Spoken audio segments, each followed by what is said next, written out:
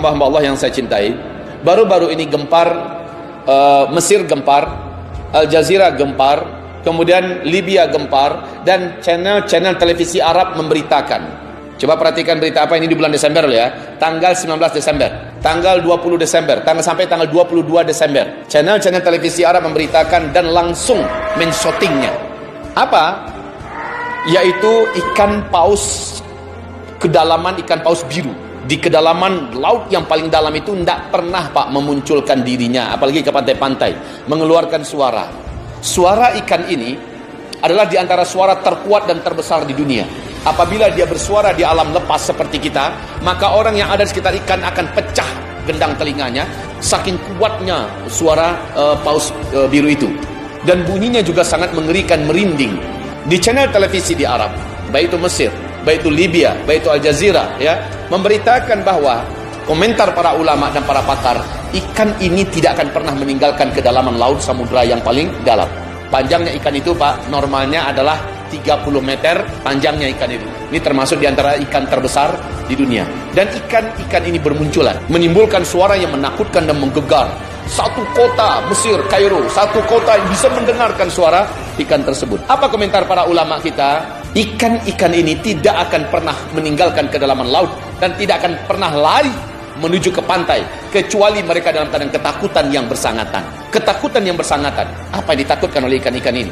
Jika tidak ada sesuatu yang sangat menakutkan, jika tidak ada sesuatu kegelisahan yang menegangkan, mereka tak akan mungkin meninggalkan posisi mereka di kedalaman laut yang terdalam.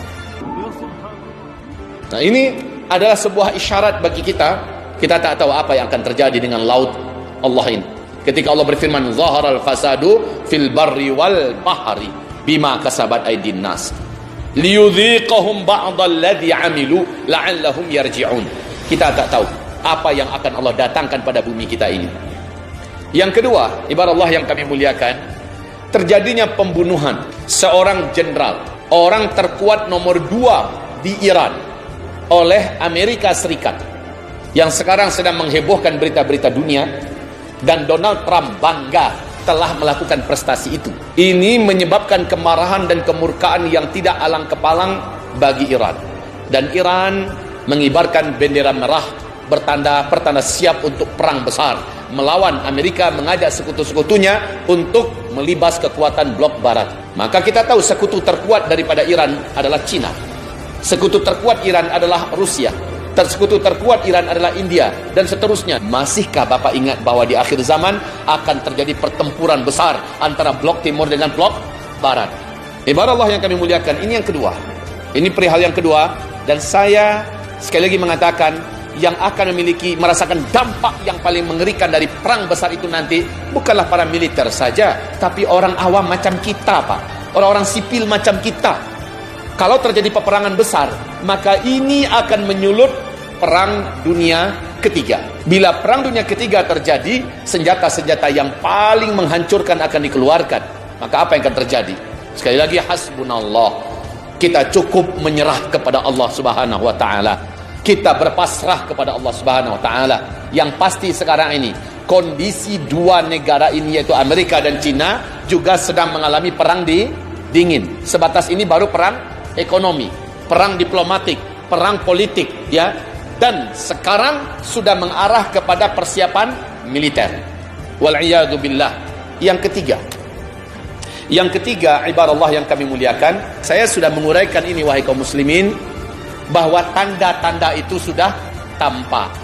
Tetapi saya menyebutkan tahun dan tanggalnya, lebih baik saya katakan Allahu a'lam. Tapi ada penyiring yang memastikan kondisi ini. Apa penyiringnya? Saya sudah berikan kode-kode etiknya ya, dan ini didalili oleh dalil-dalil yang sahih, di mana Rasulullah SAW mengatakan zuhurul mahdi inda ikhtilafi ummati wazzalazil. Al-Mahdi itu akan muncul saat terjadi perselisihan yang sangat hebat di kalangan tengah-tengah umatku, wazzalazil, dan juga gempa-gempa. Hadis ini jika dialihkan kepada hadis yang lain, disambut dan dijelaskan secara rinci oleh hadis yang lain. Ikhtilaf yang dimaksud adalah perebutan kekuasaan, memperebutkan siapa yang akan memimpin Mekah, Madinah, atau sekarang disebut dengan Arab Saudi. Dan yaqtatilu 'inda kanzikum thalathatun min abna'il khalifah wa la yasiru ila wahid minhum. 3 orang nanti di antara orang-orang yang akan memperebutkan kekuasaan dari anak seorang khalifah. Khalifah itu disematkan kepada istilah siapa yang menguasai Mekah Madinah menurut uruf orang Arab. Maka tidak akan seorang pun yang akan berkuasa di antara yang bertiga tadi, yang berkelahi tadi.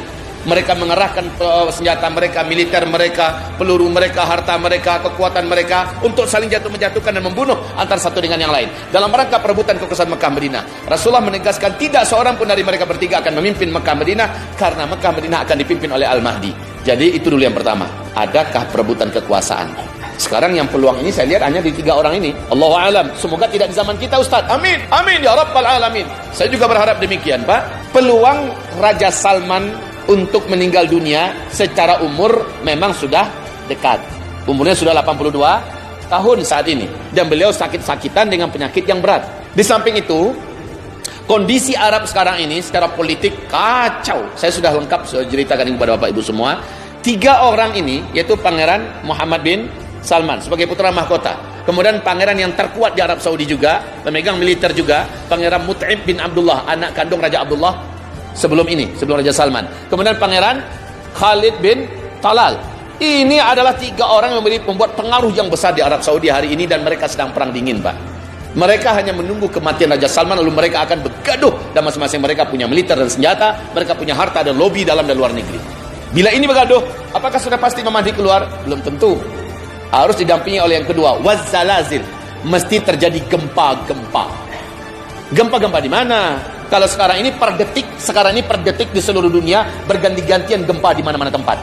Coba buka BMKG, Pak, tentang gempa. Hampir per detik di berbagai belahan dunia ini sudah bermunculan gempa-gempa. Gempa yang dimaksud itu oleh Rasulullah adalah gempa di Mekah dan di Madinah dan sekitarnya. Yuk kita lihat ke depan. Apakah mungkin? Ya. Ustaz Abu Fatihah Al-Adnani, masih ingat dengan beliau? Saya dengarkan ceramah beliau kemarin ini. Beliau punya seorang pakar dan ahli ya tentang masalah gempa. Ketika ditanyakan peluang gempa yang ada di Arab Saudi, beliau mengatakan, doktor ini mengatakan, untuk Mekah Madinah kondisi sekarang ini punya peluang sangat besar mengalami gempa-gempa. Bagi saya mengingatkan kepada kita semua hadis Nabi SAW, ketika terjadi gempa di zaman Nabi, apa yang Nabi lakukan, Pak? Langsung Nabi meletakkan telapak tangannya di atas tanah dan berkata, jangan sekarang, bukan sekarang, nanti. Maka tenang kembali bumi itu. Kalau terjadi gempa di zaman kita, jangan buat pula hal yang sama. Kita bukan apa-apa, bukan siapa-siapa. Ya, jadi Bapak Ibu yang kami muliakan, nanti zaman Umar bin Khattab terjadi juga gempa. Langsung Umar naik ke atas mimbar dan mengatakan, ini karena ada dosa yang dibuat secara terbuka dan terang-terangan. Saya akan ketatkan pemerintahan ini. Saya akan kerahkan semua potensi yang saya ada miliki supaya tidak ada yang berbuat dosa secara terbuka dan terang-terangan. Tapi kalau terang-terangan, ini akan menjadikan gempa Mekah Madinah.